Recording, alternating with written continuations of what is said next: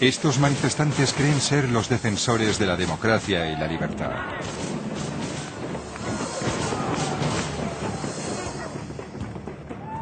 Durante la última década, millones de personas se han unido al movimiento antiglobalización para evitar la propagación del capitalismo global.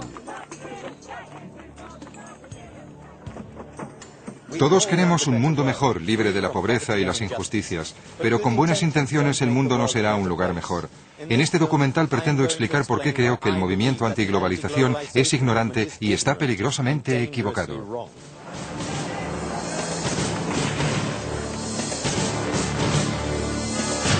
En defensa de la globalización. Los manifestantes sostienen que la globalización genera pobreza. Están equivocados. Todos los países eran pobres. Ha sido en la nueva era de la modernización cuando los países han empezado a librarse de la miseria. En los últimos 50 años, 3.000 millones de seres humanos se han visto libres de la pobreza. Esto es algo históricamente único. Lejos de hacer que el mundo sea un lugar más pobre e injusto, mis investigaciones como escritor me han convencido de que el capitalismo global podría hacer que todo el mundo fuera tan rico y libre como lo es Europa en la actualidad, si se lo permitimos. De hecho, la pobreza está en declive en aquellos países que se han integrado a la economía global. Hace 150 años, mi país, Suecia, era más pobre que la mayoría de los países africanos en la actualidad. Y esta bahía era poco más que el vertedero de los excrementos y basura de Estocolmo. Pero aceptamos la globalización, y con ello me refiero a la economía de libre mercado, basada en el derecho a iniciar un negocio y comerciar sin restricciones. Y miren nuestro bienestar actual. Voy a iniciar un viaje, primero a Taiwán, para ver cómo la globalización está dando paso a la riqueza y la democracia. Después a Vietnam, para averiguar lo que las multinacionales están haciendo por los países en vías de desarrollo, y finalmente a Kenia, para intentar saber por qué sigue tan desesperadamente pobre. Voy a demostrar que el capitalismo global, lejos de ser una amenaza para la humanidad, es su salvación.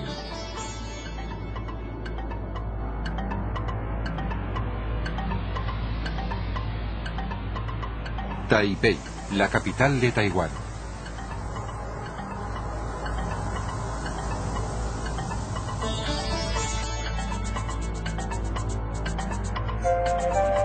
Hace tan solo 30 años, la gente de este pequeño país del este de Asia era más pobre que muchos africanos hoy. La malnutrición estaba ampliamente extendida y carecía de recursos naturales. En la actualidad su pueblo es tan rico como el español.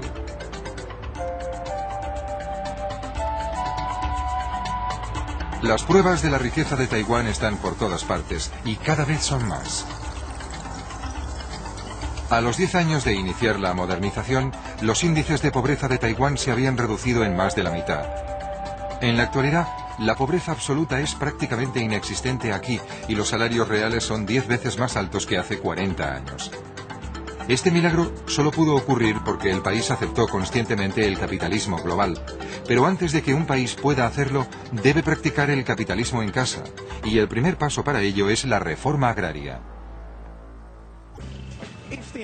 Si el movimiento antiglobalización hubiera existido cuando la industrialización de Taiwán, habrían protestado contra las fábricas y nos habrían dicho que empleábamos mano de obra barata. Sin duda habrían organizado un boicot y tal vez hubieran decidido no comprar productos hechos en Taiwán. Si muchos de ustedes hubiesen decidido lo mismo, Taiwán seguiría sumido en la pobreza.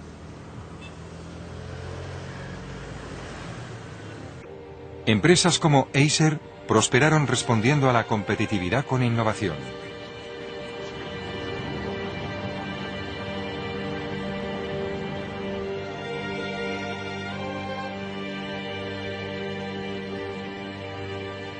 Stan Shi, director general ejecutivo de Acer, es conocido por haber inventado la primera calculadora de sobremesa de Taiwán y el primer bolígrafo reloj del mundo. En la actualidad, Acer es el séptimo proveedor de componentes informáticos del mundo. Esta es la primera máquina que exportamos al mercado internacional hacia 1981. Formamos a unos 3.000 ingenieros en Taiwán basándose en este tipo de máquina. Por ello me siento muy feliz. Esto es genial. Y este es el primer ordenador. A finales del 83 lanzamos uno de los primeros ordenadores compatibles de la región. ¿Y a dónde lo exportaban? A casi todo el mundo.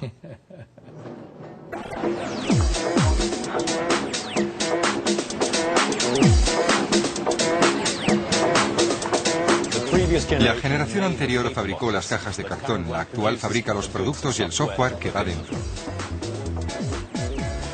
En contraste con los países africanos que intentan ser autosuficientes y producir ellos mismos todo lo que necesitan, Taiwán se ha especializado en los sectores en los que pueden ser superiores e importar el resto.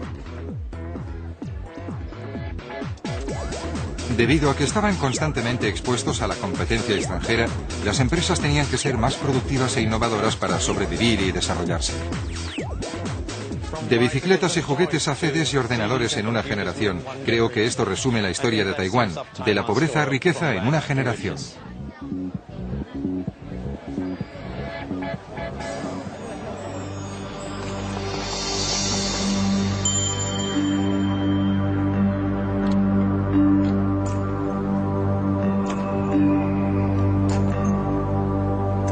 La globalización proporciona riqueza a un país y esa riqueza propicia la aparición de la clase media interesada en la libertad económica y la democracia.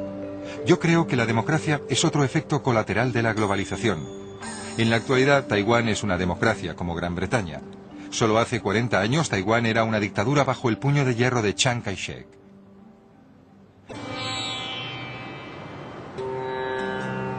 Los críticos de la globalización sostienen que este proceso de democratización es en realidad un proceso de americanización. Si la gente de otras culturas quiere beber café en Starbucks o comer en McDonald's, ¿por qué no puede hacerlo?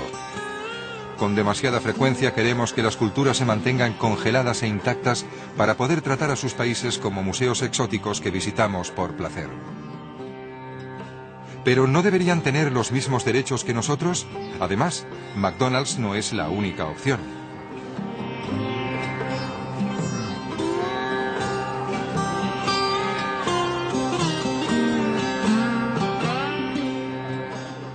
Taiwán se enriqueció recompensando a aquellos que tenían las mejores ideas y tecnologías de cualquier parte del mundo. Y sigue haciéndolo. Miren este local, Cha for Tea. Se adueñaron del último concepto de Starbucks para que su propia tradición nacional de tomar el té fuera popular y moderna. Y su expansión les lleva a abrir nuevas casas de té en Estados Unidos y Japón. La globalización lleva riqueza y libertad a todos, pero el movimiento antiglobalización sostiene que la recompensa solo es para las peligrosamente poderosas multinacionales.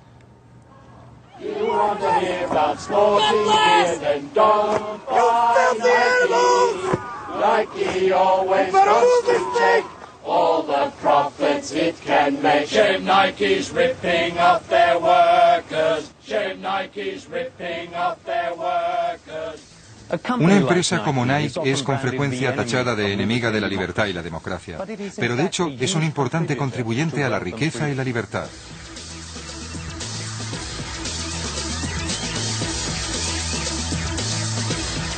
A continuación viajaré a Vietnam para comprobar si Nike hace lo correcto.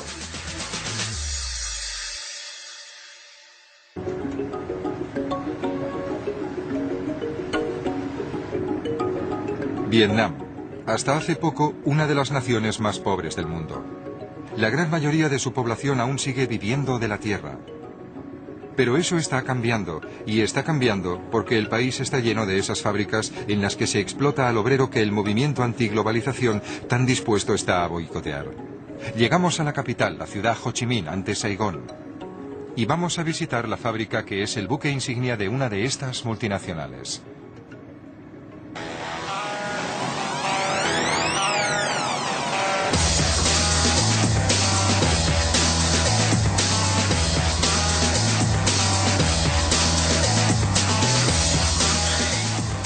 Digan Nike a un militante de la antiglobalización y dirá explotación del obrero. Claro que yo no querría trabajar en una de estas fábricas, pero nunca he dicho que la globalización sea un camino de rosas. Lo que la globalización hace es producir beneficios a largo plazo que los manifestantes siguen ignorando. Y estas fábricas son los escalones necesarios para llegar al progreso. Suecia también las tuvo, al igual que Taiwán. Son una etapa necesaria en la industrialización de cualquier país.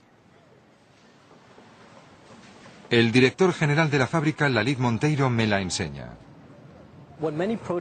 Lo que muchos manifestantes olvidan es que las empresas multinacionales están constituidas por seres humanos que se sienten orgullosos de trabajar para una empresa y quieren hacer lo correcto. Y nuestros empleados se lo toman muy en serio. Cuando la gente se manifiesta contra la marca, creemos que tenemos la responsabilidad, no solo desde un punto de vista ético, de investigar si hay algo de verdad en dichas alegaciones, pero también porque nuestra marca es uno de nuestros activos. Por ejemplo, Nike, por norma, no emplea en ninguna de sus fábricas a nadie de menos de 18 años para las zapatillas y 16 para la ropa.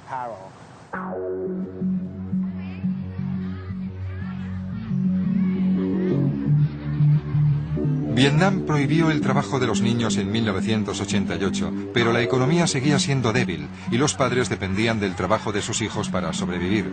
Pero ahora el número de niños vietnamitas que trabajan ha descendido en 2.200.000 en solo 10 años. Ahora la gente puede permitirse darles una educación y hay más niños vietnamitas estudiando que nunca. La idea de que las multinacionales contratan hordas de niños para esclavizarlos en sus fábricas es un mito de otra época. No hay ningún incentivo para que una empresa extranjera contrate a niños. En primer lugar, no sería correcto, y en segundo lugar, si se encuentra un obrero con identificación falsa en una fábrica, exigimos a la fábrica que le pague al niño los estudios sin dejar de abonarle su sueldo. La media de edad de los obreros de las fábricas de las empresas subcontratadas es de unos 24 o 25 años. Supongo que trabajarán aquí por unos salarios muy bajos. ¿No es esa una forma de explotar una mano de obra barata en un país pobre, como dirían muchos de los críticos? El salario medio es de unos 45 euros al mes, comparado con el salario mínimo de 14 o 15 euros al mes en una empresa estatal. Además, si se compara con el sueldo de un médico o un maestro, no son tan bajos. Muchos de estos obreros proceden de una economía basada en la agricultura y tienen la oportunidad de, en vez de trabajar de 10 a 14 horas al día en el campo, trabajar en un ambiente limpio, seguro, que les paga regularmente, en el que disfrutan de comida gratis o subvencionada y donde se invierte para el futuro en formación y educación. Pero Nike no paga más a sus obreros porque sea generosa, sino porque la multinacional trae maquinaria extranjera, nuevas ideas en dirección, un mercado más grande y educación para sus obreros. Estos activos son los que hacen que una multinacional sea tan productiva, con lo que puede pagar unos salarios más altos.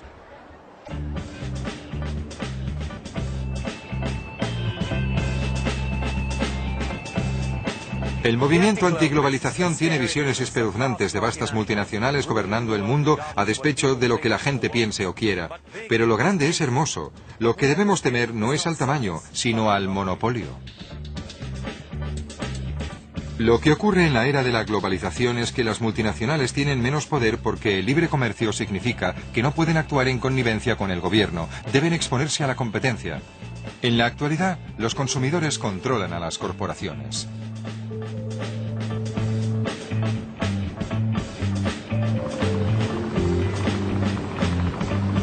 Y son las odiadas corporaciones multinacionales y sus fábricas de explotación laboral las que ayudan a Vietnam a enriquecerse. En solo 15 años, la economía vietnamita se ha duplicado y el número de gente que vive en absoluta pobreza es de la mitad.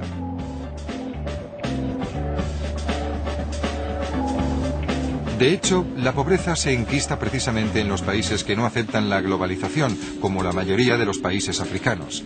A continuación, iré a Kenia para mostrarles la razón. Kenia, en el este de África.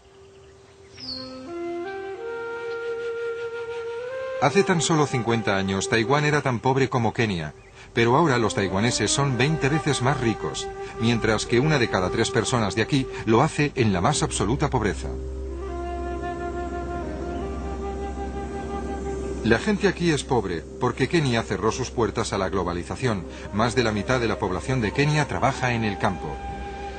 La mayoría de los granjeros siguen siendo pobres porque el gobierno keniano nunca les ha dado los derechos de propiedad. Mientras en Taiwán darles tierra a los agricultores fue el primer paso en el camino a la industrialización y el crecimiento, aquí los granjeros como Simon Wangwaki ni siquiera pueden soñar con expansionarse.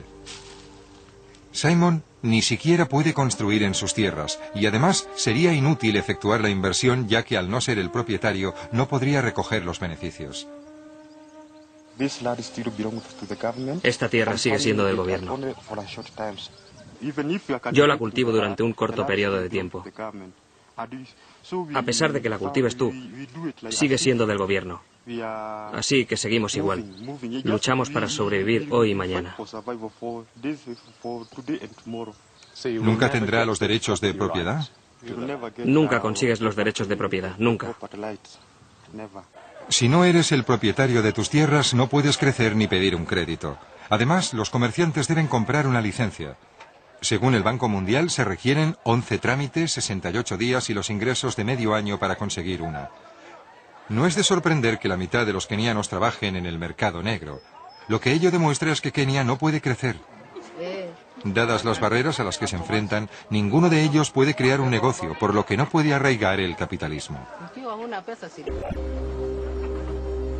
¿El problema es la falta de acceso a agua potable? No. ¿Es el hambre? No. ¿Lo es la pereza? Por supuesto que no. No, lo es la pobreza debido a la falta de crecimiento, de reformas. Todos los demás son síntomas de lo mismo. De hecho, incluso los mayores horrores, hambruna y guerra, tienen causas políticas. Ninguna democracia se ha visto asolada por la hambruna, ni dos democracias se han enfrentado en una guerra. África se ha visto sometida al socialismo, las leyes de las bandas y el proteccionismo. África no ha sido globalizada, ha sido marginada.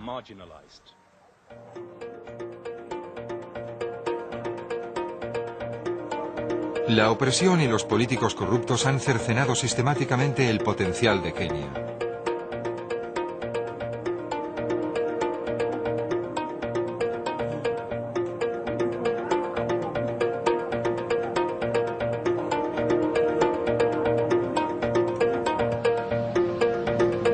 Pero hay señales de cambio.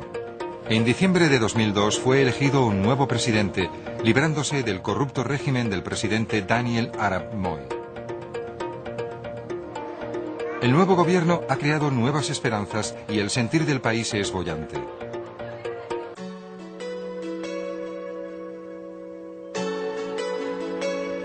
Aun en el caso de que Kenia se deshiciera de todas sus restricciones, seguiría existiendo una gran barrera a la prosperidad que la globalización podría proporcionarle.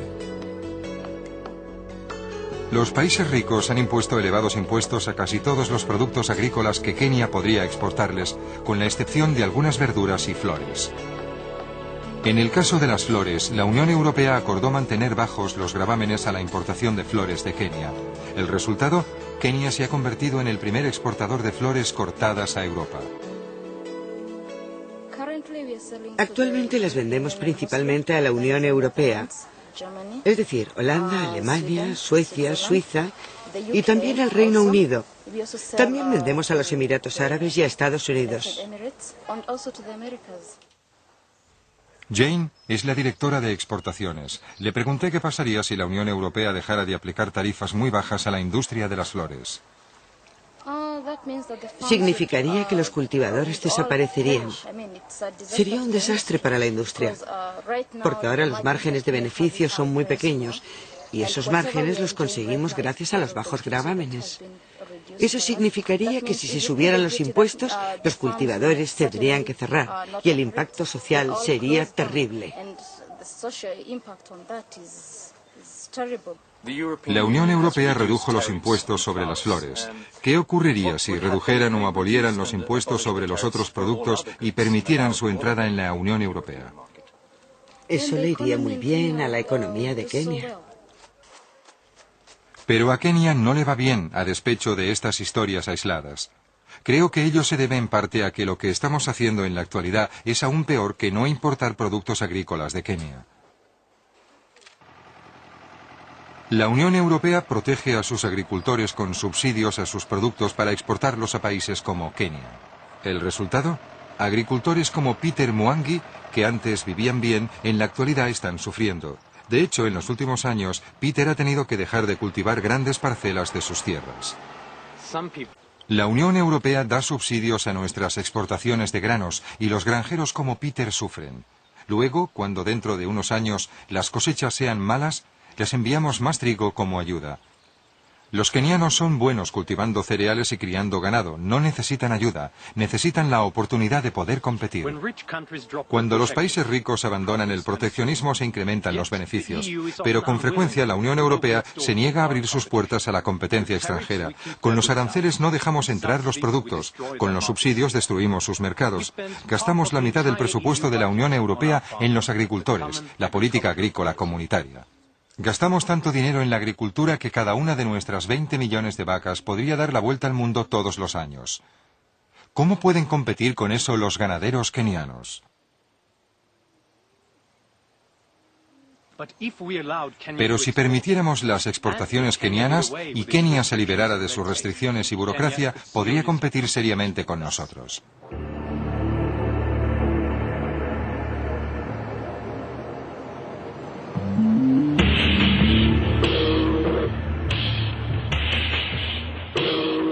No es que en Occidente intentemos engañar a los países pobres con el capitalismo global. El problema es que no los dejamos participar de él.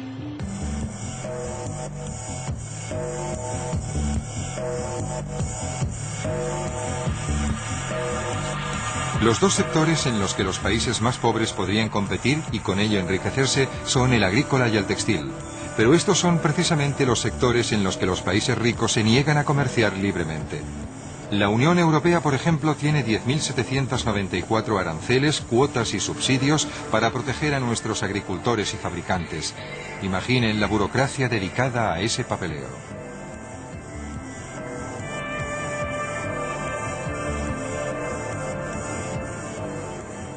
Hace tiempo nosotros nos libramos de la pobreza porque nos globalizamos. Producíamos y comerciábamos libremente. Ahora que ya somos ricos, les negamos esas mismas oportunidades a los países pobres. Si suspendiéramos nuestros subsidios y aranceles, podríamos reducir la pobreza de África. Naciones Unidas ha calculado que si lo hiciéramos, los países en vías de desarrollo podrían obtener unos beneficios de 665.000 millones de euros al año solo con las exportaciones, 14 veces más de lo que reciben en ayudas en la actualidad. Nuestro mundo no está demasiado globalizado, de hecho está poco globalizado. Donde quiera que se hayan abierto las puertas hemos visto resultados asombrosos. Por consiguiente, uno de los peores enemigos en la actualidad de los países pobres es el movimiento antiglobalización. Está alentando a la Unión Europea y a Estados Unidos para que impongan más y no menos restricciones. Esa gente está equivocada y es muy peligrosa.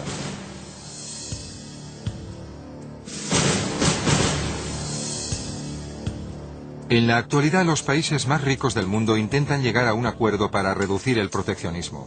Si esto ocurriera, sería más fácil para los países pobres comerciar y así abrirse camino hacia la prosperidad. Pero el movimiento antiglobalización, por muy buenas que sean sus intenciones, ha dado a nuestros gobiernos una excusa para no seguir adelante con las reformas. Hoy todos tenemos que tomar una decisión. ¿Exigimos a nuestros gobiernos que tomen medidas contra la globalización o nos manifestamos contra las barreras a la globalización que aún siguen existiendo? La pobreza del mundo no es inevitable. El capitalismo global podría poner fin a dicha pobreza. Así lo ha demostrado donde ha tenido oportunidad, en Europa, en Norteamérica y en el este de Asia. El tema a debatir en cuanto a la globalización es si los excluidos del mundo van a tener la misma oportunidad.